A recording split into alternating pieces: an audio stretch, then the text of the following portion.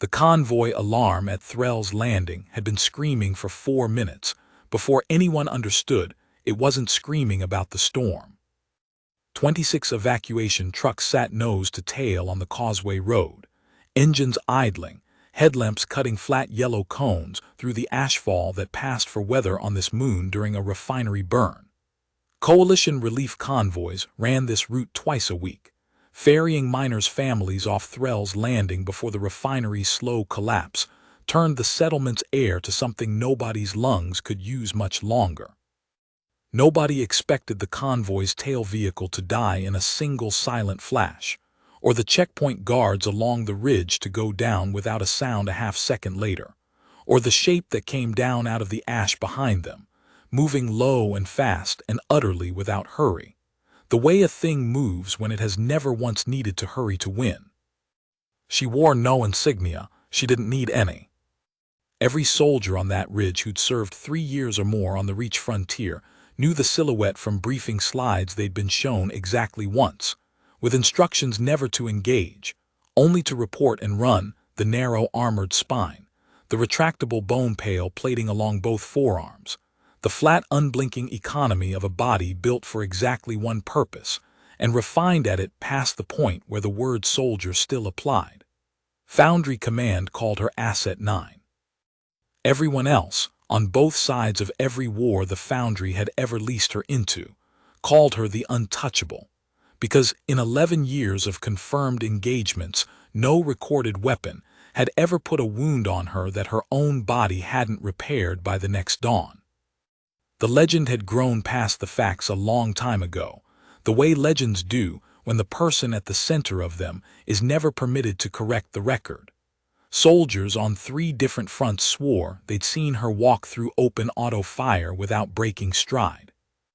A shipping crew on the Reach's outer belt told a story, embellished a little further every time it got retold in a dockside bar, about a raid she'd ended alone in under 2 minutes without discharging a single round, simply because nobody left standing had wanted to test what came after the 2 minutes ended. None of the stories agreed on what she looked like up close, because nobody who'd been close enough to look had lived to compare notes with anyone who hadn't. What every account agreed on, across every front, every client, every war she'd ever been leased into, was the same detail. She never seemed to need rest, never seemed to hesitate, never seemed, in any way a frightened witness could name, to be a person doing a job rather than a mechanism executing one. That was the product the Foundry sold. That was the reputation 41 contracts had built, one silent engagement at a time, and 9 had never once, in 11 years, been given a reason to wonder whether the reputation was accurate or simply the only version of herself anyone had ever let her test. Her contract this run was simple: clear the convoy, leave no witnesses to the refinery collapse the Foundry's client didn't want traced back to a sabotaged containment seal. She had done 6 contracts like it in the last 4 years without breaking stride. She got as far as the 3rd truck. A woman was pulling children out through the rear hatch, counting them the way people count things they cannot afford to miscount. 1, 2, 3, and a 4th too slow. A boy maybe 6 years old with a splinted arm who couldn't make the jump down onto the running board fast enough. 9's targeting solution had already resolved the whole truck into a single closed problem: 4 seconds to clear, weapon systems already spun to a setting that made the distinction between 1 target and 4 entirely irrelevant to the outcome. She had run that same math 1,000 times without a flicker of anything behind it. The boy looked up at her the way you look up at weather, not at a person, uncomprehending panic with no room left in it for calculation, and something in the base of 9's skull, a place the Foundry's conditioning had never fully mapped, because you cannot condition what you have first convinced yourself does not exist, cracked down its whole length like ice taking a boot heel. For less than half a second, something moved behind her eyes that had no place in a targeting solution at all, a fragment too worn at the edges to be called a memory, more a texture than a picture, warm stone underfoot, a smaller hand than her own gripping her wrist, a voice pitched low and urgent the way this boy's mother's voice was pitched now, saying a word that wasn't a designation. She had felt fragments like it before, at odd, unguarded moments over the years, and had always filed them, the way the Foundry had trained her to file anything that didn't serve the contract, as noise. She did not have time, in the half-second the boy's face bought her, to file this one as anything at all before her body had already decided what to do with it. She put herself between the boy and the truck behind her, instead of finishing the sweep. The escort team's suppression collar keyed into the base of her spine did not understand nuance either. It read only one variable, compliance, and it did not find it. The charge that went through her a half-second later was not designed to kill outright. It was designed to be a correction, sharp enough to remind an asset which behaviors earned continued function. It found 9 mid-turn, already committed to putting her own body between the escort team's second volley and the truck full of children, and it did what corrections do to a body already absorbing auto-fire from 2 directions. It turned a survivable fight into one that wasn't. She killed both escort gunners before she went down. She did not manage to get back up. The woman with the children didn't understand what she just watched. Not really. Not in any way she could have explained an hour later to the relief officers who'd ask. She understood only that the thing every checkpoint briefing had told her to run from at any cost had instead put its own body across her son, and that it was bleeding now onto the Causeway Road in colors human medicine had no name for, and that whatever had almost killed them all a minute ago was gone, and that this broken, silver-eyed, unmoving mass of plating and blood, this had stayed. "Get her in the truck," she said, and nobody argued with her, because grief and shock make people simple in exactly the ways that sometimes save lives. Dr. Naomi Voss had been awake for 19 hours when the truck came through the relief station's outer gate off schedule, off manifest, and screaming its horn the entire final approach.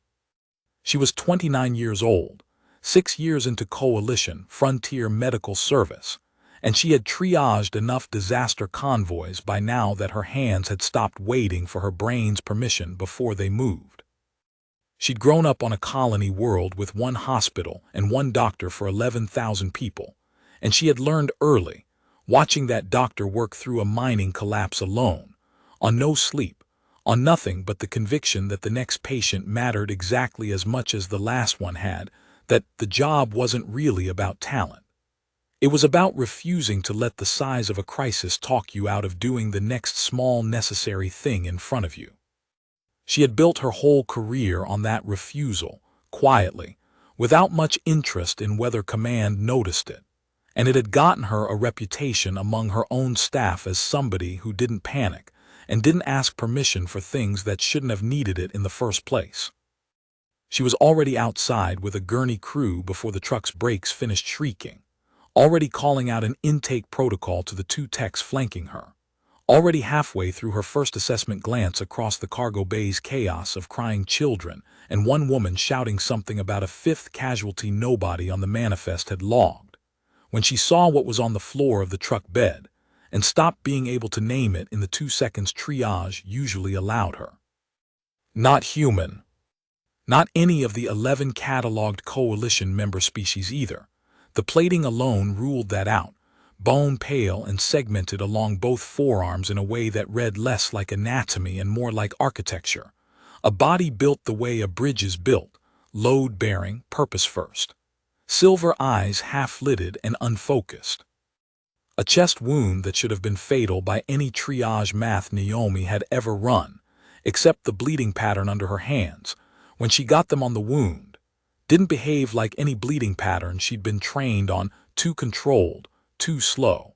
A body doing something to manage its own catastrophic damage that looked disturbingly close to competence.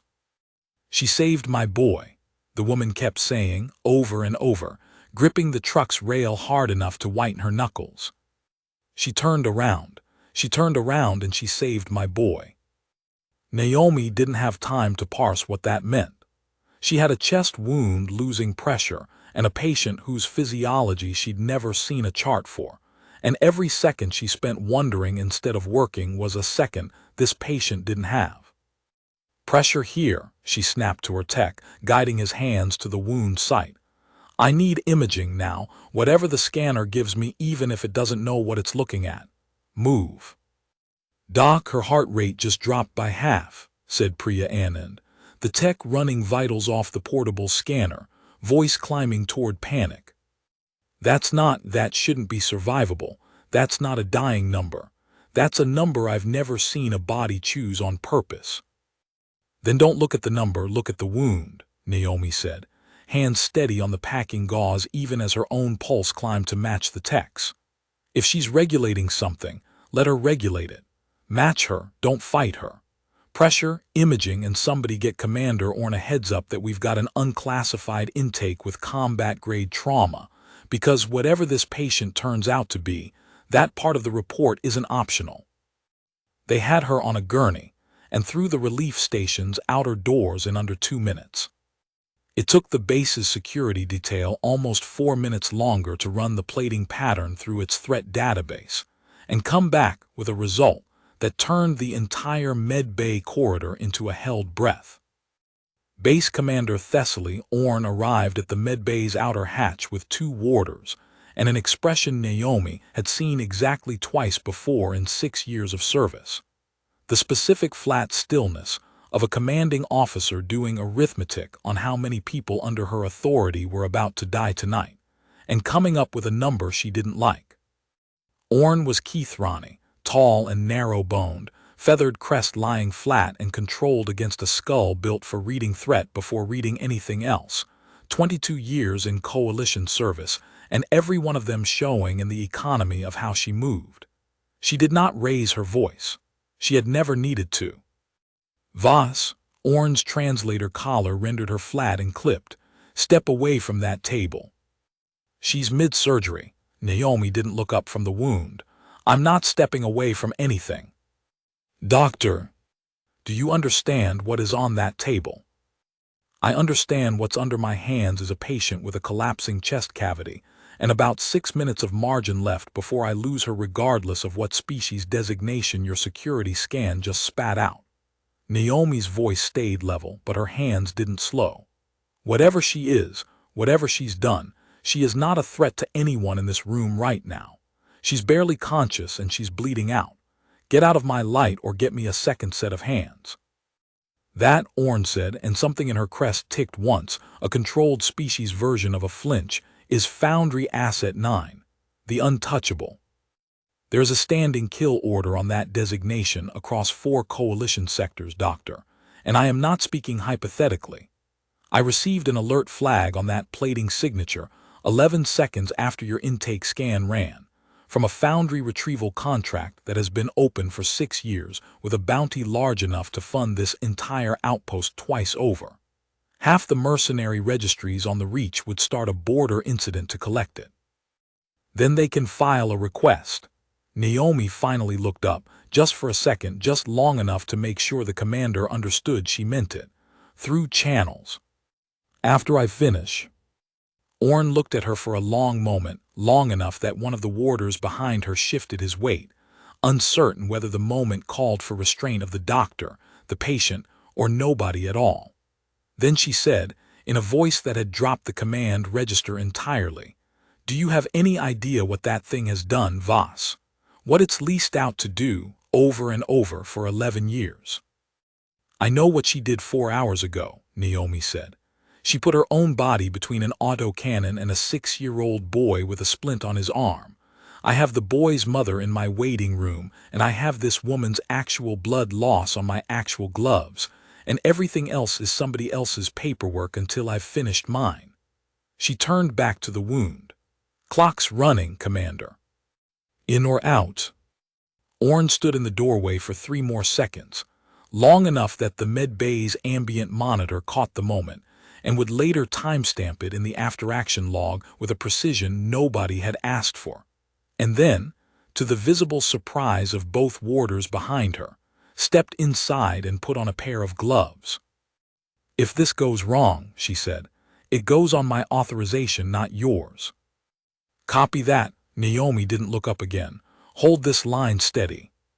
It's slipping. They stabilized Asset 9 an hour before dawn, in a procedure that made no sense by any medical text either woman in that room had ever studied, because the patient's body kept doing things partway through that no unmodified organism should have been able to do, clotting factors accelerating past anything pharmaceutical, a heartbeat that dropped by half and held there, steady, as if some deep engineered instinct in her understood exactly how much blood she could afford to lose, and had simply decided to stop losing more of it. She's regulating her own shock response, Naomi said quietly, watching the monitor, actively, like it's a system she can throttle. She's a weapon, Orn said. Weapons are built not to fail mid-use. She's a patient, Naomi said, who is currently doing my job for me better than I can, and I would like someone to explain to me at some point how that's possible, because it isn't in any anatomy I was trained on. Neither of them had an answer. The patient Naomi had already stopped calling her, even in her own head by the designation on Orn's threat scan, didn't wake fully that night. But once, somewhere past the 3-hour mark, her silver eyes opened halfway unfocused, tracking nothing, and her lips moved around a sound too faint for the monitor to register and too specific, too shaped, to be reflex. Naomi leaned close enough to catch it. It wasn't a threat. It wasn't a designation, a code, a kill order acknowledgement, anything Orn's security briefing would have prepared either of them to hear. It was a single word in a language neither of them recognized, spoken the way a person says a name they haven't let themselves say in a very long time. Then the eyes closed again, and the monitor's rhythm held steady, and Naomi Voss sat back in her chair and understood, with a certainty she couldn't yet justify to anyone including herself, that whatever the Foundry had built inside that body, it had not managed to build all the way down. The Foundry's response arrived on the relief station's comm relay 9 hours later, formatted with the specific bloodless courtesy of an organization that had never once needed to raise its voice to get what it wanted. Contract Asset Recovery Notice. Designation 9. Current location confirmed via last known signature ping, Threll's Landing Relief Station, Coalition Frontier Medical Jurisdiction. Asset is Foundry property understanding lease registration. Malfunction status pending diagnostic. Foundry retrieval team ETA 72 hours. Coalition personnel are reminded that unauthorized retention or repair of Foundry property constitutes a Class 2 treaty violation under the Reach Commerce Accord, Section 14. Full cooperation is expected and will be reflected favorably in ongoing trade relations. Non-cooperation will be reflected otherwise. Commander Orn read it twice in her office, feathered crest on the flat gray-white of a controlled and furious calm, and then she called Naomi in and set the datapad down on the desk between them without a word of preamble. 72 hours, Orn said. That is how long you have to convince me that whatever you did in that operating theater last night was worth what it is about to cost this station. Because I have read this notice 3 times now, Doctor, and I want you to understand precisely what it is not saying. It is not asking whether Asset 9 is a person. It is not asking whether she can be rehabilitated, or reasoned with, or trusted with a scalpel's width of freedom. It is informing me that a piece of leased equipment malfunctioned in a manner inconvenient to its owner, and that the owner intends to collect it and correct the malfunction. Her eyes were flat and steady. Do you understand what correct the malfunction means for an asset like that one? I can guess, Naomi said. Guess out loud. They wipe her. Naomi kept her voice level, though something in her chest had gone tight and cold saying it. Whatever cracked last night, whatever made her turn on her own escort to protect a truck full of kids instead of finishing the contract, they find it, and they burn it out, and they send her back into service cleaner than before. Or they decide the crack's too deep to trust and they scrap the asset outright and lease out a replacement. She met Orne's eyes. Either way, the woman who's currently asleep 2 rooms from here, who said something in her own language last night that wasn't a kill code, stops existing in 72 hours whether or not her body's still walking around afterward. Orne was quiet for a long moment. You've decided she's a woman, not an asset. Not a weapon. I decided that the second I had my hands inside a chest cavity that was actively rationing its own blood supply to keep from dying, Commander, because nothing does that unless some part of it, however deeply buried, wants very badly to survive. Wanting to survive isn't a weapon's trait. It's everybody's trait. Naomi didn't look away.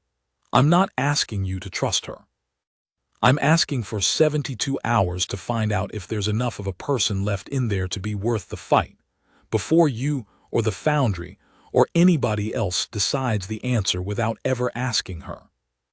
Orne studied her for a long time, the particular unhurried patience of a Keithrani officer, weighing a subordinate she was not yet certain was being brave or simply being a fool, and had, in 22 years, learned it was frequently difficult to tell the two apart until well after the fact.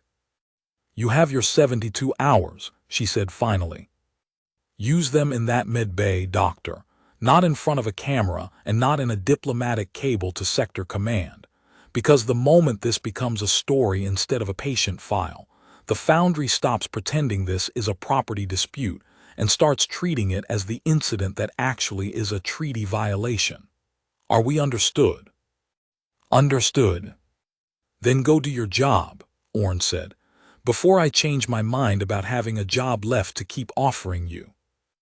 9 woke fully on the second day, restrained at both wrists to the bed frame on Orne's standing order, and the first thing she did, before her eyes had even finished focusing on the ceiling, was run a threat assessment on the room with the flat, practiced efficiency of someone checking exits in a burning building. 2 warders at the door. 1 human, unarmed, seated in a chair 3 meters from the bed with a datapad and a mug of something steaming, watching her without the particular stillness of someone bracing to fight. No restraints visible on the medical monitors, which meant the restraints on her wrists were purely physical, which meant they would not survive contact if she chose to test them. She cataloged all of this in under 2 seconds, the way she cataloged everything. And then, for the first time in 11 years, she found herself uncertain what to do with the information. You're awake, the human said. Good. Your clotting numbers came back better than I expected, which either means you heal a lot faster than anything in my training or you were doing something on purpose last night to help me along.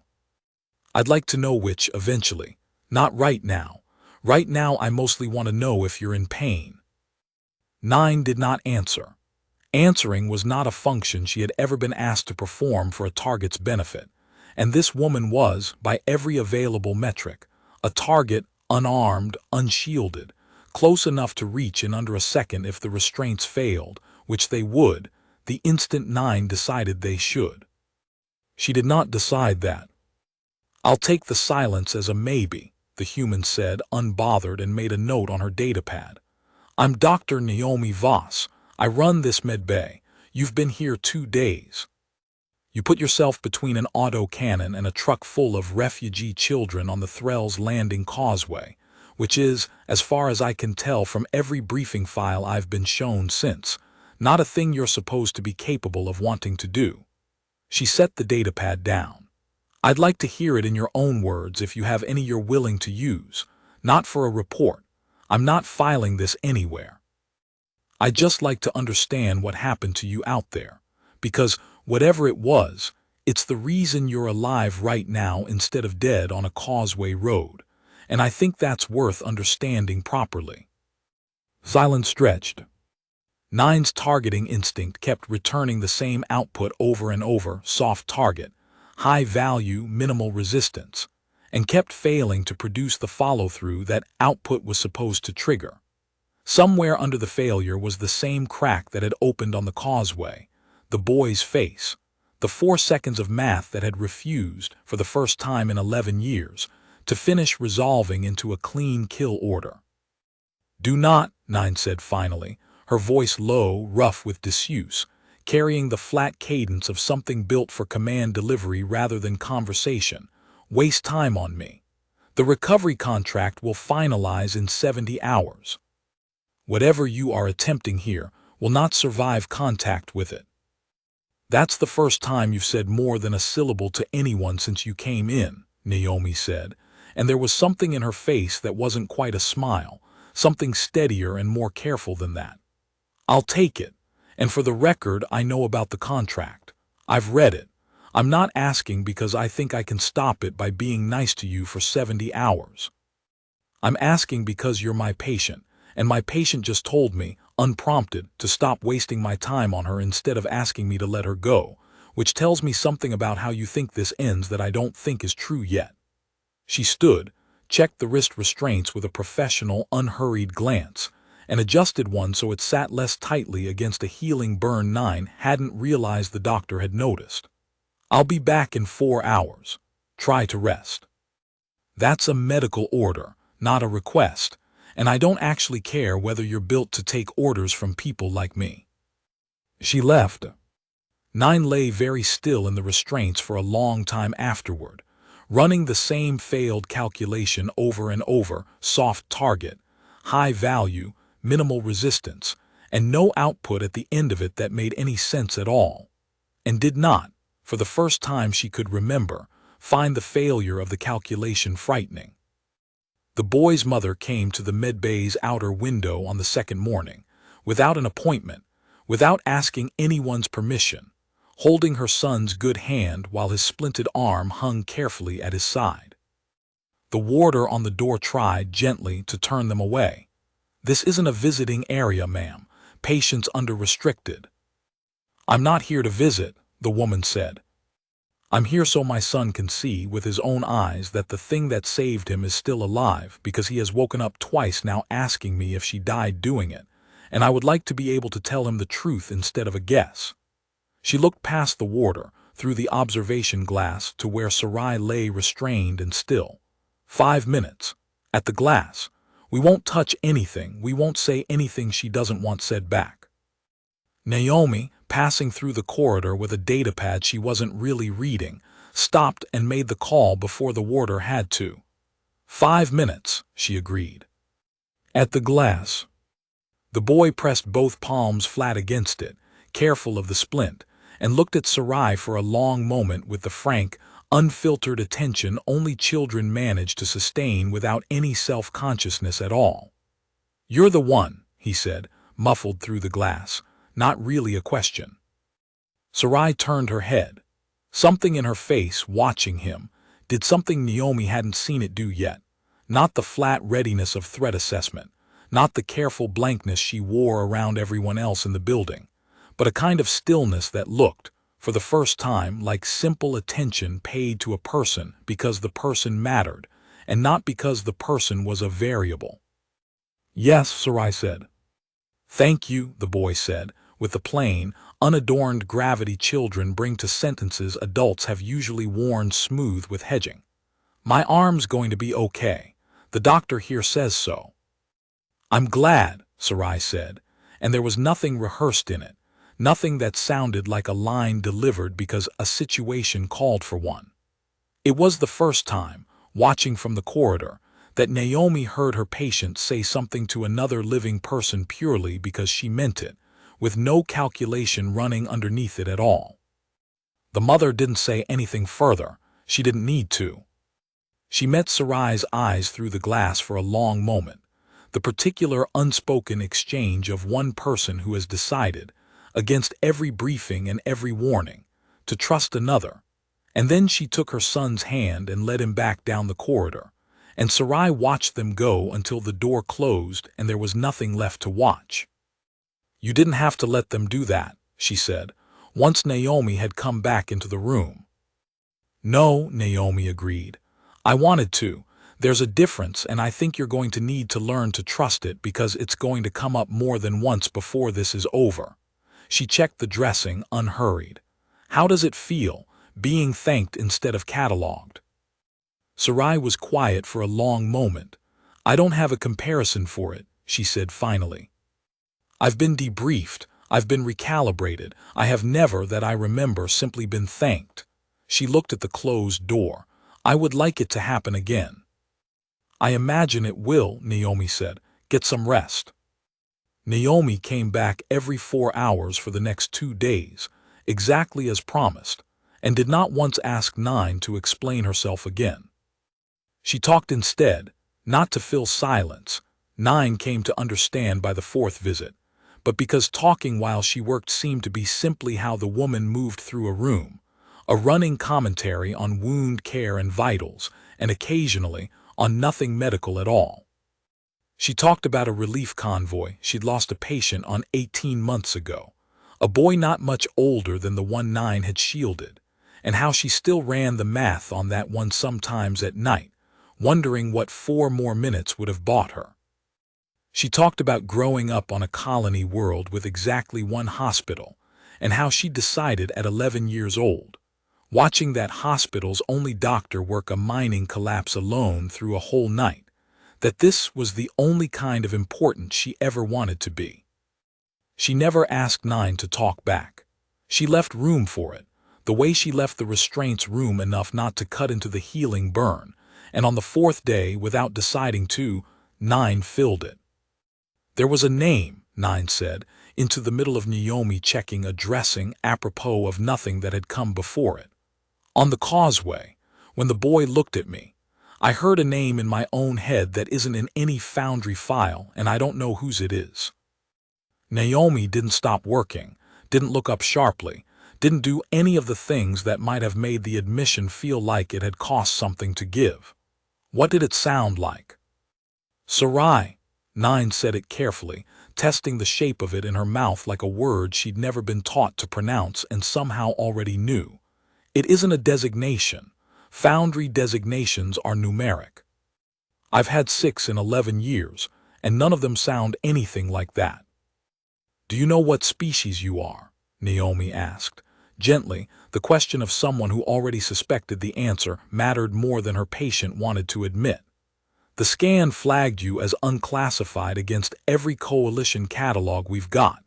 That's not usual for anyone who's been through a system long enough to have a bounty file 6 years deep.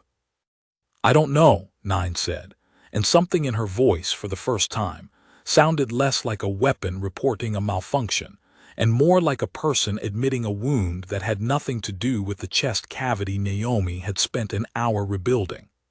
I have been 6 designations and 1 function for as long as I have functioning memory. Before that there is nothing. The Foundry's intake records for Asset 9 begin at approximately age 7, standard reckoning. There is nothing behind that. I assumed there was nothing behind it because nothing behind it had ever happened. I did not consider, until 4 days ago, that nothing behind it might simply mean I was never permitted to look. Naomi set down the dressing kit. She didn't reach for Nine's hand. Some instinct told her that was a bridge neither of them had built yet. But she sat on the edge of the chair, close enough that the gesture read as presence rather than procedure. Sarai, she said, I like it better than Nine. It might not be a name at all. It might be nothing. A malfunction artifact, the way Command would file it. Or it might be the first true thing anyone's let you remember in 20-some years, Naomi said. I don't know which either, but I know which one I'd want to be true if I were you, and I don't think malfunction artifact is usually a phrase that comes with that particular feeling behind it. She nodded toward Nine's chest, where the readout showed a heart rate that had climbed, faintly, steady but elevated, in a pattern that looked less like pain and more like something Naomi's training had a much older, much simpler word for. That's not fear on the monitor, Sarai. I've watched enough scared patients to know what fear looks like on a screen. That's hope. It's a lot more dangerous where you're sitting. I understand if you'd rather I hadn't said that out loud. Nine Sarai, she let herself think it once, testing the weight of the name against the empty space where a childhood should have been, said nothing for a long moment. Then, 68 hours. I know. You should not have let yourself become attached to a countdown clock you cannot stop.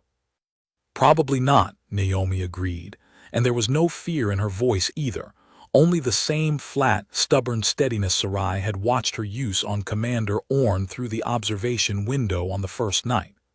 I'm going to try to stop it anyway. Get some rest. That's still a medical order. 2 rooms away, Commander Orn stood at her office window overlooking the relief station's landing apron and read the sector command response to her formal query for the 4th time, hoping the words might rearrange themselves into something more useful on a subsequent pass. They didn't. Sector Command's position was, in its own bloodless way, no less courteous than the Foundry's had been. Frontier stations did not have standing authority to grant asylum status to a Foundry-registered asset, regardless of behavioral anomalies observed in the field. Such determinations required a formal coalition tribunal review, which could be requested but could not, under any circumstance, be completed inside a 72-hour recovery window. And Base Commander Orn was reminded that Reach Commerce Accord Section 14 existed specifically to prevent frontier stations from becoming unilateral arbiters of treaty-governed property disputes, however sympathetic the individual circumstances. Orn had read enough sector cables in 22 years to translate the shape of this one without difficulty. Sit down, hand over the asset, and do not make Sector Command's life more complicated than a single malfunctioning weapon system was worth. She set the datapad down and looked out at the apron, where a relief convoy tech was helping the boy from the causeway, splint still on his arm, color back in his face, climb up onto a supply crate to watch the evening shuttle traffic, laughing at something his mother had said, entirely unaware that the reason he was alive to laugh at anything was 2 rooms away in restraints. Running out the clock on a decision that a coalition tribunal somewhere 4 systems distant would take months to reach an opinion on, if it ever agreed to convene at all. 22 years of service had taught Thessaly Orn to trust procedure over instinct, because procedure, unlike instinct, did not get good soldiers killed by being sentimental at the wrong moment. She had built an entire career on that discipline. She found herself, watching the boy laugh, less certain than she had been in a very long time that the discipline was pointing her at the right target. The Foundry retrieval team arrived 4 hours ahead of their stated window, which Naomi understood immediately, watching the 2 heavy transports settle onto the apron with their running lights dark, was not an accident. Early arrival meant less time for a station to organize a resistance it technically had no legal standing to mount in the first place. Director Sask Ilvorn came down the transport ramp first, unhurried, flanked by 6 armored retrieval specialists in matte foundry gray, and crossed the apron toward Commander Orn's waiting party with the specific weary patience of a man who had done this exact walk at a dozen other stations and found it, every time, tediously the same. Commander Orn. Ilvorn inclined his head a precise, minimal degree courtesy calibrated to cost him nothing. He was human, or near enough to pass for it at a glance, silver-templed, dressed in a cut of civilian tailoring too fine for a frontier apron. I appreciate the station's cooperation. I understand there's been some irregularity in the handling of Foundry property. I'd like to resolve it with a minimum of paperwork for both our organizations. Asset 9 is currently a patient under my station's medical care, Orn said. She sustained field injuries in the course of an engagement your own retrieval notice describes as a malfunction. I'd like clarity on what correcting the malfunction entails before I authorize any transfer, Director. That's Foundry proprietary process, Commander, and frankly not a matter that falls under coalition treaty review. Ilvorn's tone stayed pleasant, unbothered, a man discussing an inventory discrepancy rather than a life. What I can tell you is that Asset 9 represents a considerable capital investment, 11 years of conditioning, neural architecture, combat calibration, all of it irreplaceable if mishandled. We have every incentive to preserve as much of that investment as the malfunction allows. I'd frame it as maintenance, not disposal, if that eases anyone's conscience. And if the malfunction isn't repairable, Naomi said. She'd walked out to stand at Orn's shoulder without waiting to be invited, and if Orn minded the breach of protocol, she gave no sign of it. If whatever cracked in her on that causeway turns out to be the first real thing she's felt in 20 years, what's the maintenance protocol for that, Director? Ilvorn's gaze moved to her, mildly curious, the way a man might look at a piece of furniture that had unexpectedly spoken. You'd be the physician. Dr. Voss, I believe, your name's all over the intake logs my office pulled this morning.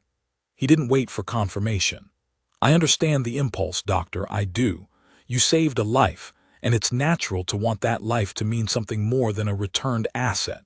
But I'd encourage you to consider the numbers dispassionately, the way I have to. Asset 9 has completed 41 contracts in 11 years of service. Some of those contracts were, by any measure you'd care to apply, morally unpalatable. I won't insult you by pretending otherwise. But the alternative to a controlled asset completing a contract under Foundry supervision is an uncontrolled one completing the same contract, or a worse one, for a client with none of our safety architecture at all. We are, whatever else you think of us, the version of this business that keeps a leash on the thing at the end of it. That's not an answer, Naomi said. That's a sales pitch. Something in Ilvorn's mild expression sharpened, just slightly, the first real flicker of the man underneath the tailoring. The kill switch embedded in Asset 9's cervical architecture is a Foundry safety mechanism, Doctor, and it exists precisely because assets like her are, by design, extraordinarily dangerous when their conditioning destabilizes. I would rather not need to demonstrate it. I would very much rather load her onto that transport, walk her through a standard diagnostic, and let my engineers determine whether the crack you're so moved by is salvageable at all. But I want to be entirely clear with both of you. If this station attempts to obstruct a lawful Foundry property recovery, I am authorized to consider the asset's continued instability an active field risk, and the kill switch protocol does not require her cooperation to activate. It requires mine. He let that sit for exactly as long as it needed to. I'd rather not press it, truly. It's messy, and I dislike mess. Give me the asset. Commander and nobody at this station needs to find out what that mess looks like. You built a kill switch into a person, Naomi said, and you're standing here calling the possibility of using it tidy. I built a kill switch into a considerable liability, Doctor, the same way any manufacturer builds a fail-safe into anything capable of doing the amount of damage Asset 9 is capable of doing. I understand it offends you to hear it phrased that plainly. I've had this conversation before, at other stations, with other well-meaning physicians, and it always goes the same way. Someone decides that because I'm capable of speaking about this calmly, I must not understand the weight of it. I understand the weight of it better than anyone in this conversation. I have signed off on 41 contract deployments and read every after-action report that came back from them, including the ones your relief convoy would very much rather I hadn't. I'm not asking you to like the business. I'm asking you to recognize that the alternative to a controlled Foundry asset is very rarely a free one. It is, in my professional experience, almost always simply an uncontrolled one, leased to someone with worse intentions and none of our restraint. I would like to retrieve mine before that becomes the comparison anyone here actually has to live with. She's not a business risk, Naomi said. She's a person who spent 4 days learning. She's allowed to have a name. Something in Ilvorn's face flickered again, faster this time, gone before Orn could have sworn to having seen it at all. Then I'm sorry for what happens next, he said, and for just a moment the courtesy-calibrated tone slipped enough to let something almost like genuine regret through it, quickly buried again under the practiced patience. I mean that, Doctor, whether or not you believe me. I have done this job for a long time. It does not get easier to do it well." Sarai heard the whole exchange through the med bay's open comm feed, which Naomi had left running deliberately. Sarai understood, though neither of them had discussed it, on the pretense of monitoring perimeter chatter. She lay very still in the restraints, running a calculation she had run 1,000 times before under 1,000 different contract conditions, except that every previous time the calculation had produced a clean output: comply, survive, function again tomorrow. This time it produced only the flat, grinding certainty that compliance meant Ilvorn's engineers finding the exact place on the causeway where the boy's face had cracked something open, and burning it back shut, and that whatever climbed back off that diagnostic table afterward would share her body, and none of the 4 days she had just spent learning what a name like Sarai might feel like, said out loud, by someone who meant it kindly. She had never, in 11 years, cared what climbed off the table afterward. She found that she cared now, urgently, in a way that felt less like malfunction, and more like the first uncomplicated truth she had ever been permitted to hold.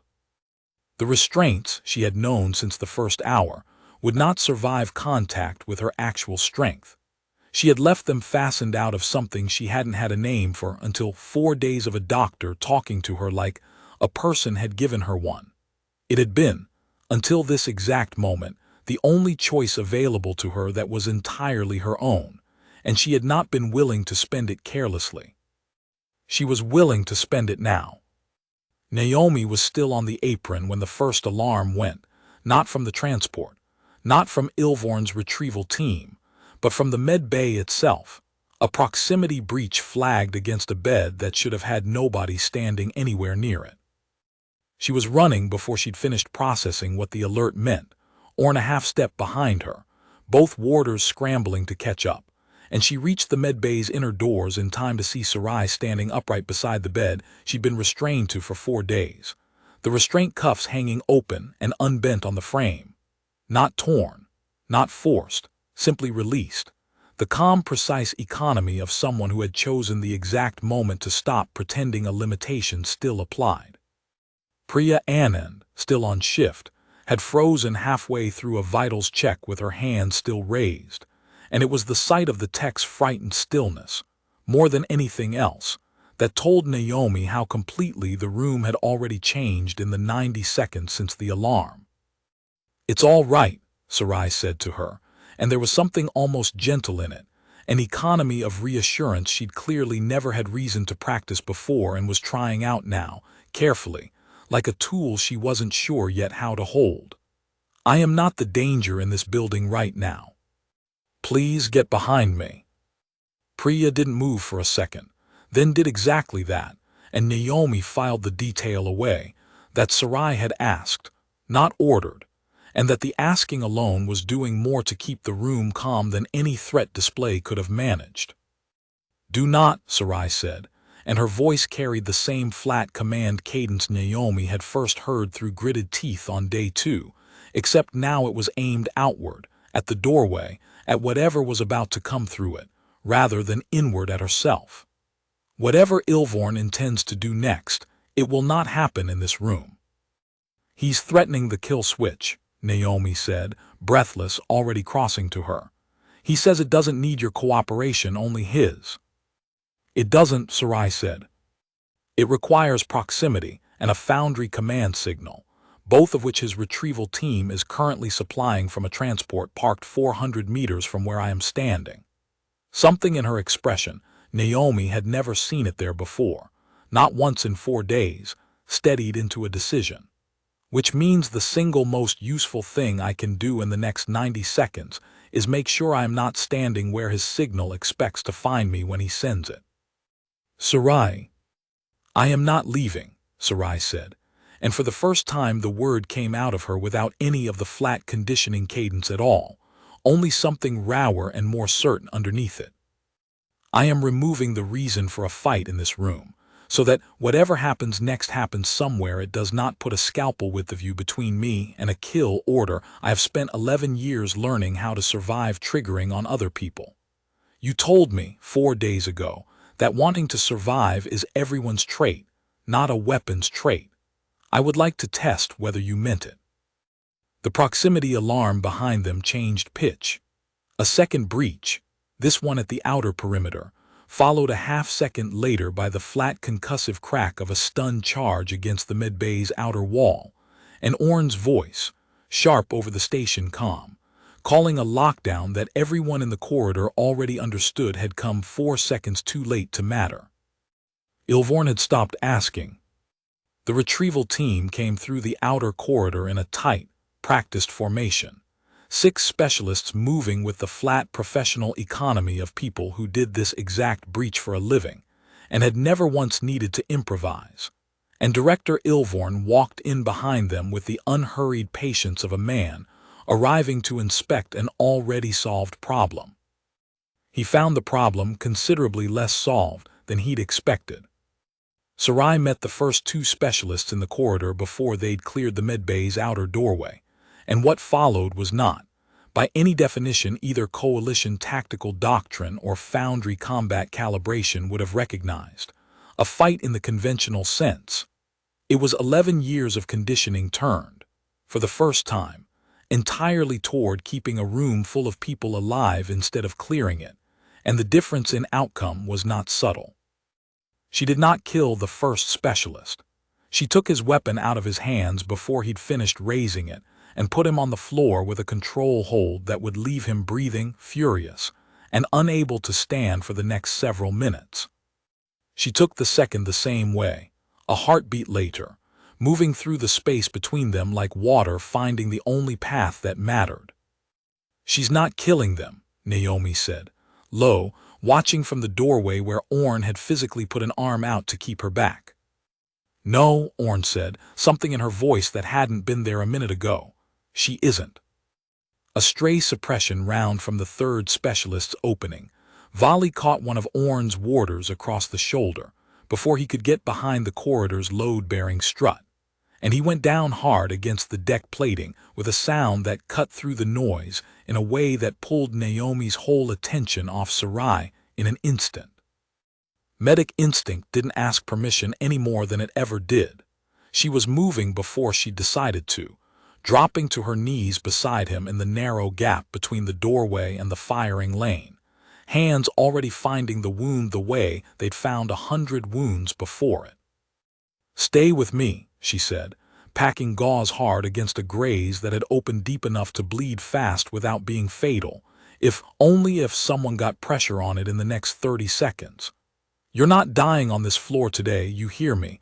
That's not the plan." "Doctor," Orn's voice, sharp, from somewhere above her, torn between the firefight and the sight of her own physician kneeling exposed in the middle of it. "I've got him," Naomi said, not looking up, because looking up would have cost her the half-second of focus the wound still needed.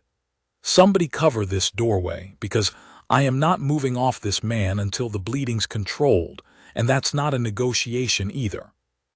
It was Sarai who covered the doorway, breaking off from the 3rd specialist mid-exchange, closing the gap in under a second, and putting her own body between the firing lane and the 2 kneeling figures on the floor with the same flat, unhesitating economy she'd used to shield a boy on a causeway road 5 days earlier. A round meant for the corridor took her across the forearm instead, the bone pale plating there absorbing what it was built to absorb, and she didn't so much as break stride. "Finish your work," she said to Naomi, not looking away from the specialists regrouping down the corridor. "I have this." The 3rd and 4th specialists were faster to adjust, falling back into the corridor to open a clean firing lane, and it was there, in the narrow space between the medbay doorway and the corridor junction, that Ilvorn made his decision, not a command to his team, who were already committed, but a small, unhurried gesture to the transponder unit clipped at his collar, the single motion of a man closing a very simple account. Sarai felt the kill switch signal arrive the way she imagined, in the half-second she had left to imagine anything at all, A body might feel a held breath finally released. A cold flood down the base of her skull. The specific architecture the Foundry had built into her precisely for this contingency, beginning to do exactly what it had been designed to do, methodically, without malice, the way a machine executes any other instruction. She had 11 years of data on what came after that signal. In every recorded case in Foundry archive, it had taken between 4 and 9 seconds. She used the first 2 of them to get between Naomi Voss and the corridor, and the next 2 trying, with a focus more total than any contract had ever demanded of her, to hold on to the single fact her conditioning had never managed to touch.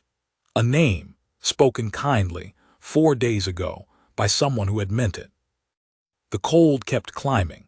It reached the back of her jaw, the base of her tongue, the place behind her eyes where every previous system failure the Foundry had ever engineered into her had always, without exception, resolved into either full compliance or total shutdown. There had never, in 11 years, been a third outcome on record, because a third outcome had never once been necessary. Somewhere underneath the cold, she found the fragment from the causeway again, the warm stone, the small hand gripping her wrist, and beside it now a newer fragment, 4 days old, a voice saying, "I like it better than 9. And she understood, with a clarity that had nothing to do with any calculation the Foundry had ever trained into her, that she did not want the version of herself that came out the other side of this signal to be one who had never heard either of those things.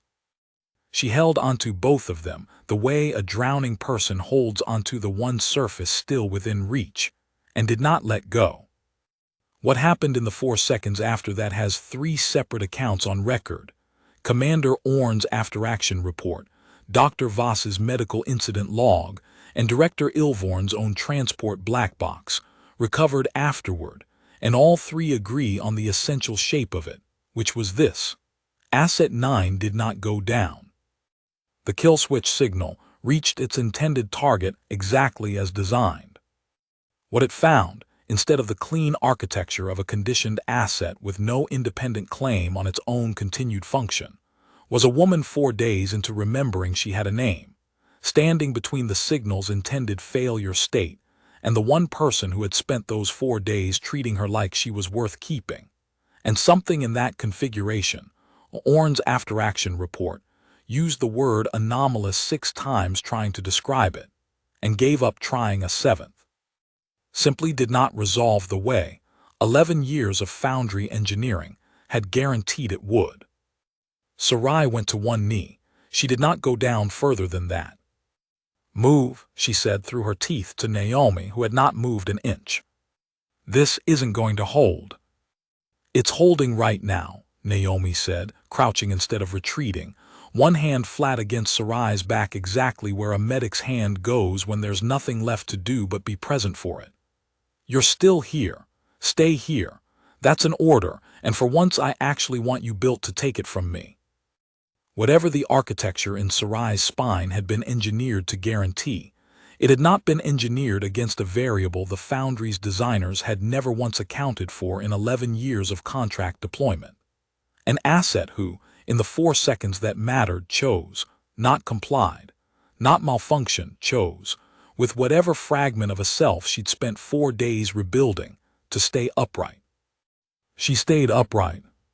The kill switch signal cycled twice more, found the same refusal waiting for it both times, and finally, with nothing left in its design to escalate to, failed. Sarai rose off her knee in the sudden silence that followed, and turned, unhurried now, toward the corridor junction where Director Ilvorn stood with his transponder still raised, his practiced patience gone entirely out of his face for the first time since he'd stepped off the transport ramp. "That," Sarai said, "was the last time that signal means anything." What Ilvorn's retrieval team encountered in the next 90 seconds was not, strictly, a fight either, though it would be logged as one in every report filed afterward. Sarai moved through the remaining specialists with the same restrained economy she'd shown the first 2, disarming, disabling, never once crossing the line she had apparently decided, somewhere in the last 4 seconds, defined the rest of her life, and reached Ilvorn himself with time enough to take the transponder out of his hand before he'd finished backing toward the transport ramp. She did not kill him either. Naomi would understand, watching from the doorway, exactly how much that restraint cost, watching Sarai's hand close around the man's collar with a grip that could have ended him in under a second and simply didn't. 11 years, Sarai said, low, and her silver eyes had none of the flat conditioning cadence in them now, only something colder and entirely her own. 41 contracts, you called it maintenance, you called me an investment. I would like you to understand, before your team collects you off this floor, that the correction protocol you were prepared to run on me this afternoon has just permanently and irreversibly failed, and that the reason it failed is standing in that doorway behind me, and that if you or anyone from your organization comes within 100 kilometers of her for the rest of both our lives, I will demonstrate for you, personally, exactly how much of the Untouchables file was ever actually a limitation, and how much of it was simply 11 years of choosing not to test one. She let him go. He did not notably say anything else, not the pleasant courtesy-calibrated tone from the apron, not a threat, not a negotiation. He gathered his disabled team, retreated to the transport under Commander Orn's warder's watchful escort, and lifted off Threll's Landing's apron 11 minutes later with considerably less dignity than he'd landed with. Naomi found her still standing in the corridor a few minutes after the transport's engines faded off the edge of hearing, the adrenaline gone out of her all at once the way it does, when a body finally understands the danger has actually passed. Sarai's forearm plating had already begun the slow, disciplined work of closing over the graze the stray round had left, but her hands, Naomi noticed, were not entirely steady. You didn't kill him, Naomi said. Any of them. You could have ended this in 1/10 of the time it took, and you didn't. I know what killing them would have cost, Sarai said. Not to me. To the version of myself I would have had to go back to being in order to do it cleanly. I have spent 11 years being extremely good at that version. I did not want her back today. She looked down at her own hands, plating still settling as if seeing them for the first time. I would like it noted, for whatever record either of us keeps of this, that I chose that. Nobody's programming made the choice for me. I would like that to matter, going forward, more than the 11 years did. It matters, Naomi said. It's going to matter to a tribunal too, whether they like it or not. I'll make sure of that part. Commander Thessaly Orn filed her after-action report 6 hours after the transport cleared the moon's gravity well. And it was, by the standards of 22 years writing reports that were supposed to keep her career intact, an unusually honest one. It documented, in full, a Foundry retrieval action that had crossed from lawful property recovery into an armed breach of a coalition medical facility, a kill switch protocol deployed against station personnel without regard for collateral risk, and a formerly Foundry-registered asset who had, over the course of a single documented engagement, disarmed 6 retrieval specialists without a single fatality, refused a lethal opportunity against the operation's commanding director.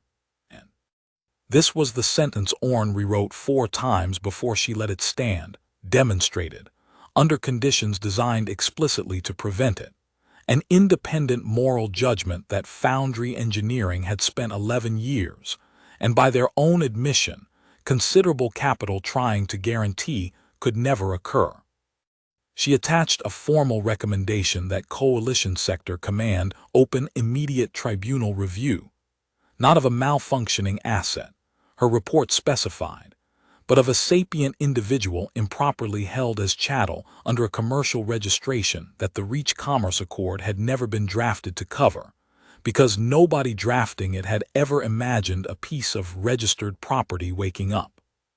You understand, she said to Naomi the next morning in the med bay doorway where the whole thing had started 5 days earlier, that this report is going to draw exactly the kind of attention I told you I was trying to avoid.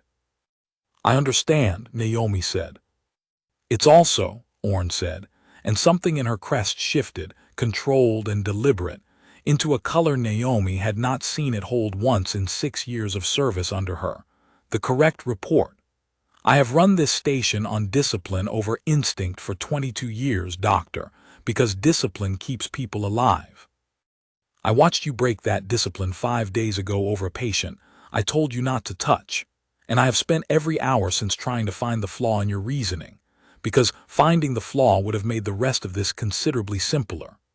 She looked past Naomi, into the medbay, where Sarai sat upright on the same bed she'd been restrained to, watching the boy from the causeway through the window as he helped a relief tech unload a supply crate on the apron below. I did not find the flaw. I would like that noted, for whatever it's worth to you, in whatever record either of us keeps of this. The 41 days of waiting were, for the station, considerably quieter than the 5 days that had preceded them, and Sarai spent most of them doing something she had never once been permitted to do in 11 years of Foundry service. Nothing in particular. She learned the names of the relief station staff, one at a time, mostly by proximity, Priya Anand, who stopped flinching around her by the second week and started, by the third, leaving a second mug of the station's bitter, reconstituted tea on the medbay counter without being asked. Old Dis-Sin, who ran the supply depot and had opinions about everything, most of them about the quality of the depot's replacement parts, none of them about Sarai's designation at all, because he had simply decided, in the pragmatic way of a man who had outlived several wars, that a person who helped him unload crates faster than his usual crew was worth having around regardless of what her file said. She learned to play a card game called Verge that half the station's off-duty roster gathered for most evenings, and lost badly and often, because it turned out reading a combat formation and reading a bluff were not, whatever she'd have assumed, the same skill at all, and Naomi laughed harder at her third consecutive loss than Sarai had ever heard her laugh at anything. "You're terrible at this," Naomi said, not unkindly gathering the cards. "I am aware," Sarai said. "I find I don't mind as much as I expected to." "That's new." "Most things are currently." Sarai watched the room a moment, 6 off-duty relief staff, none of them flinching anymore, one of them, a young logistics tech, actually needling her good-naturedly about her last hand. "I spent 11 years being the most dangerous thing in every room I walked into. I did not know how much of my attention that took until I stopped needing it for anything, in a room like this one." "Get used to it," Naomi said. "There's more where this came from if you want it." Sarai found, turning that offer over for the rest of the evening, that she did. The bounty came looking for her on the 17th day, dressed as a supply contractor named Varen Cho with the right paperwork and the wrong eyes. Eyes that spent more time counting exits than counting inventory, which was the kind of detail old Dis-Sin noticed inside the first 10 minutes of the man loitering around his depot. Because a man who had run frontier supply lines for 30 years developed an instinct for that particular species of wrongness the same way soldiers developed one for incoming fire.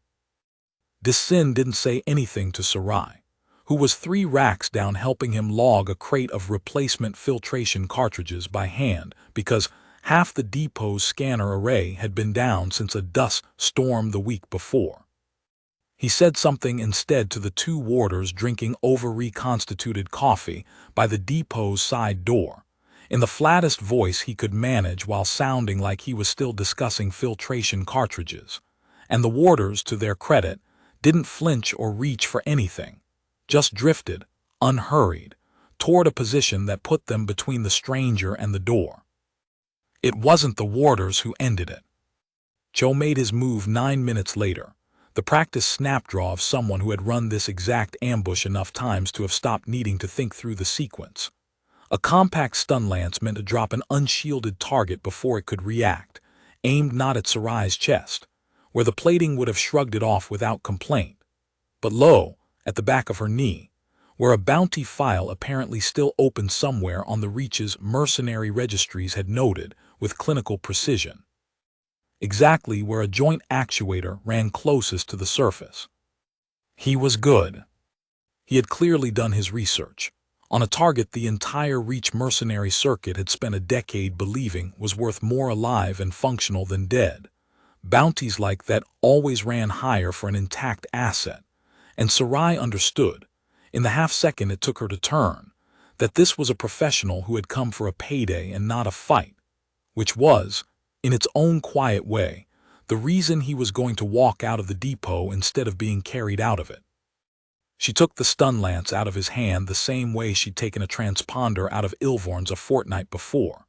Not with violence exactly, more like the room simply rearranging itself around a decision that had already been made before he finished making his, and put him on the depot floor with a hold that left him breathing, humiliated, and considerably more talkative than he'd planned to be once Orn's warders had him zip-tied against a supply rack.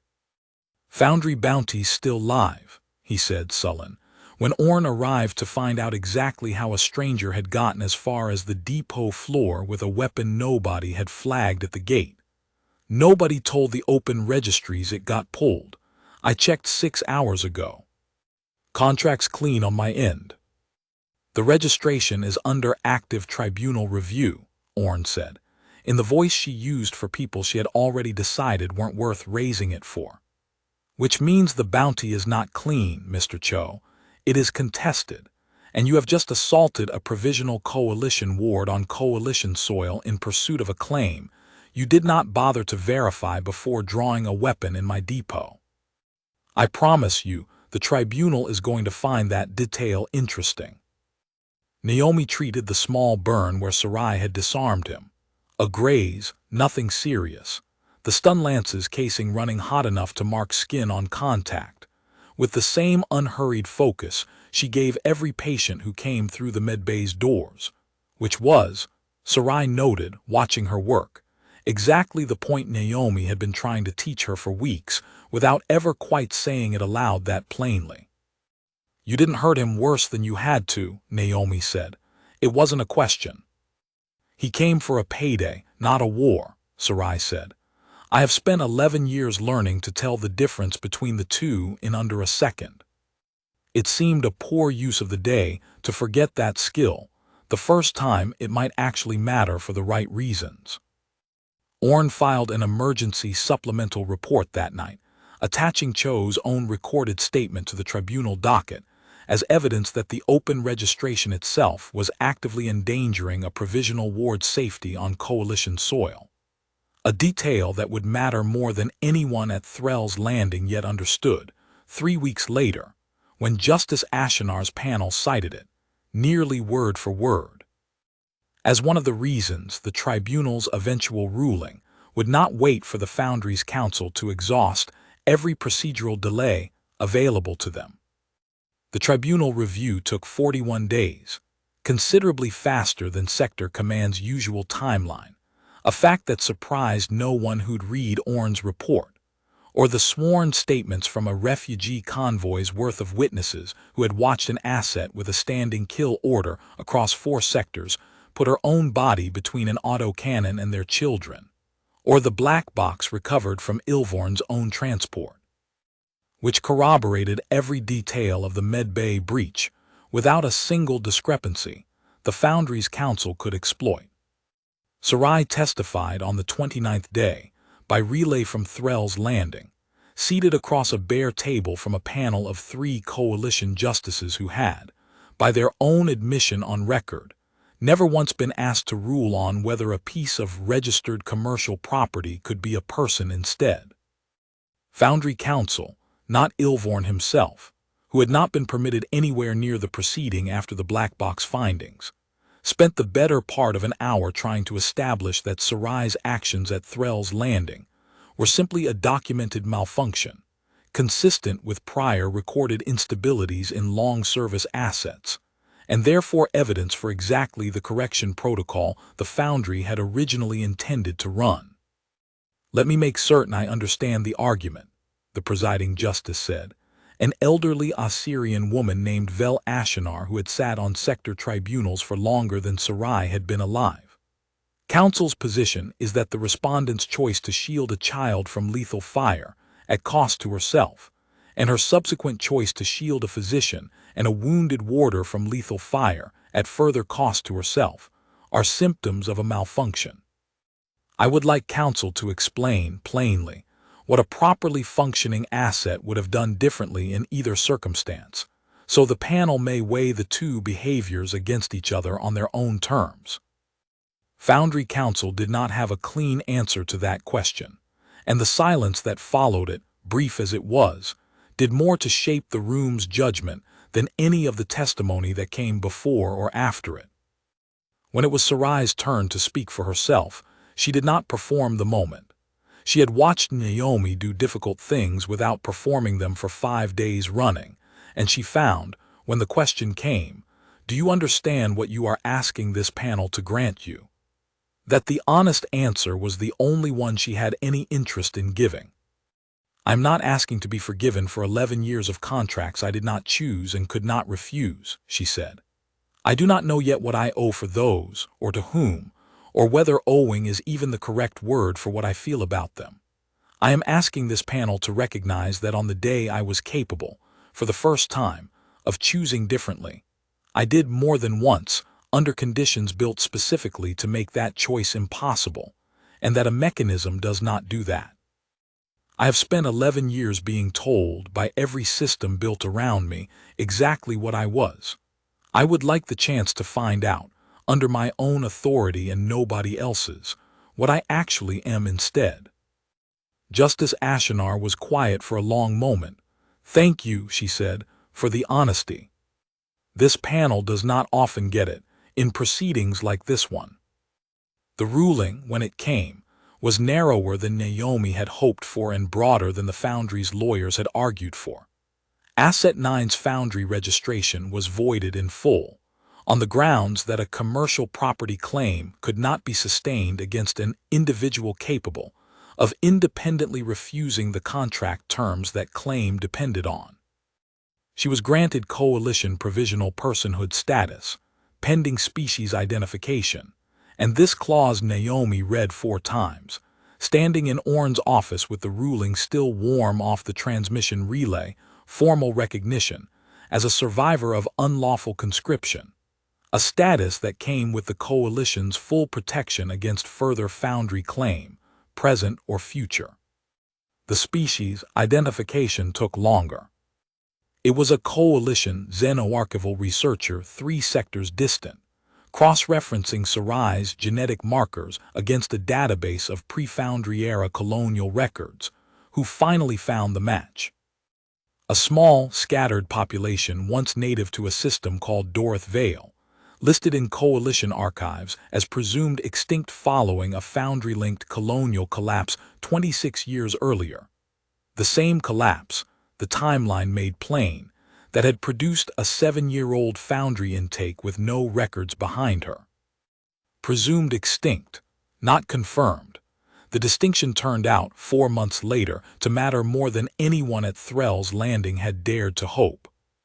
The enclave that answered the coalition's cautious outreach signal was smaller than anyone expected, 43 survivors, scattered across 2 hidden settlements on a moon 3 jumps distant, living quietly enough that 26 years of coalition survey passes had simply never found them.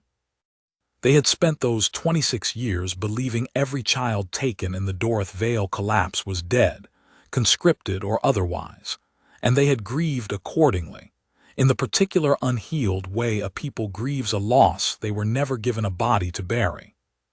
The elder who came to Threll's Landing to meet her, a narrow, silver-haired woman named Kessa Vantorel, sharp-eyed in a way that made the resemblance unmistakable within the first 10 seconds of the two of them standing in the same room, did not begin with questions, or explanations, or any of the careful diplomatic framing the coalition liaison had prepared everyone to expect.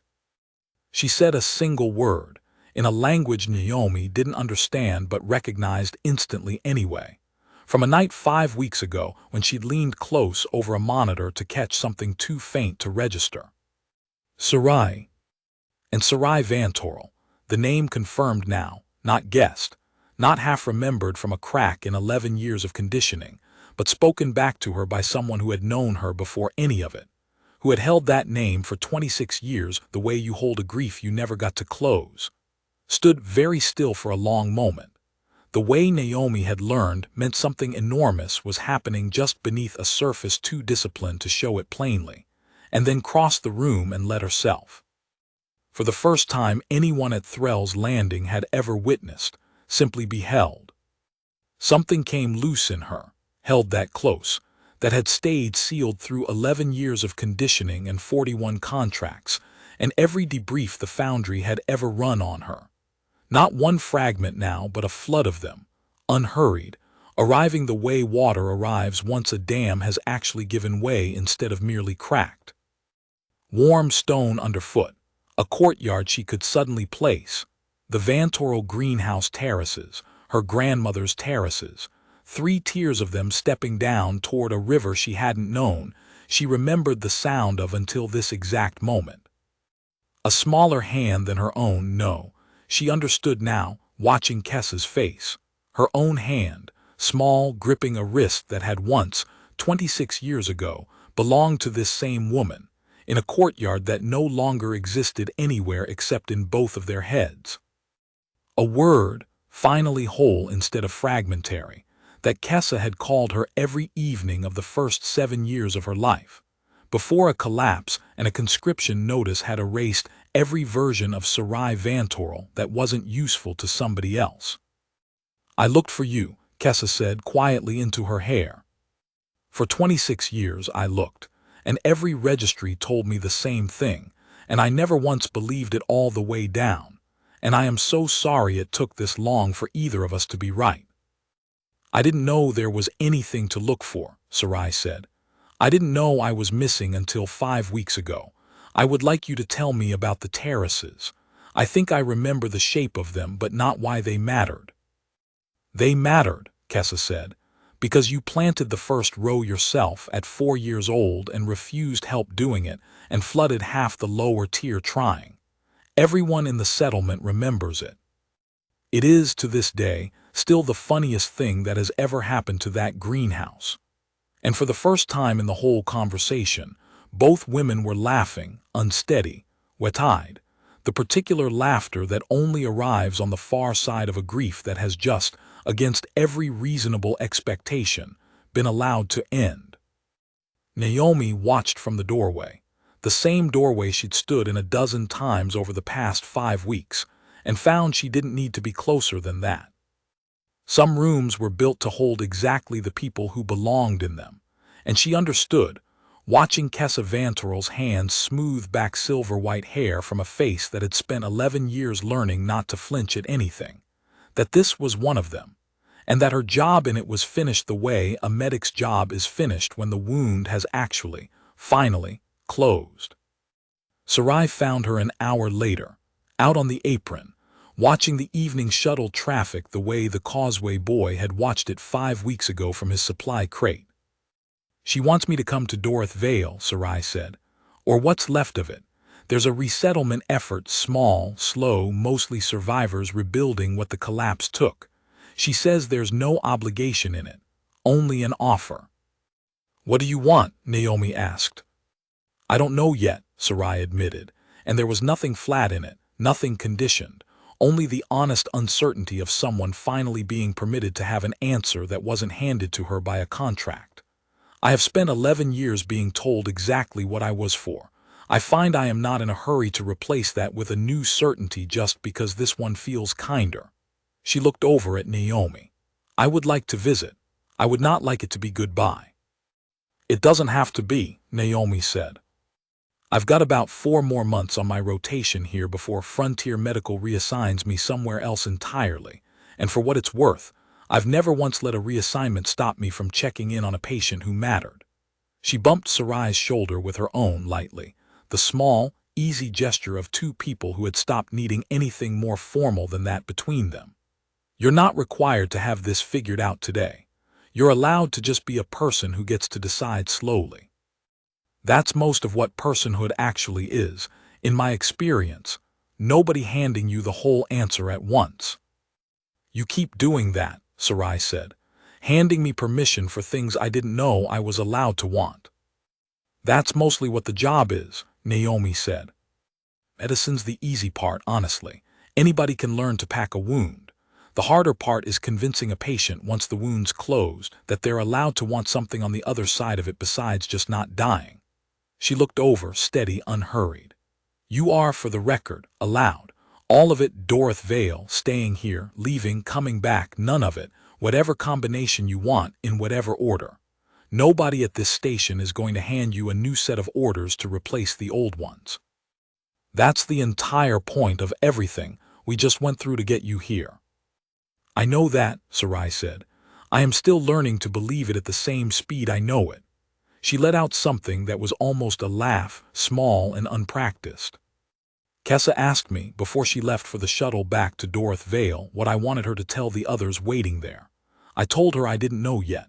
She said that was, in her words, the most vantoral answer I could possibly have given her, and that my grandmother used to say the exact same thing before every important decision she ever made, right up until she made it decisively and never looked back.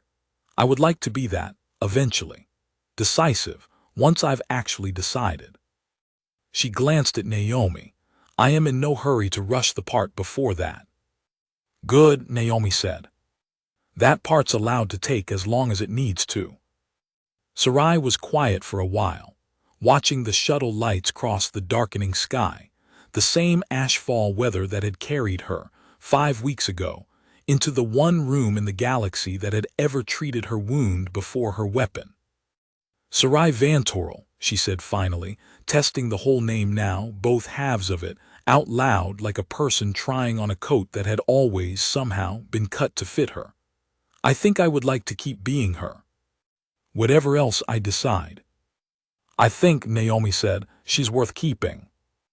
Above them, the shuttle traffic thinned toward full dark, and the boy from the causeway, home now, safe now, entirely unaware of how close the story had come to ending differently for both the woman who'd shielded him and the doctor who'd refused to let go of what was left of her, laughed at something in the relief station's mess hall behind them, a small, ordinary sound that carried out across the apron into the settling dark.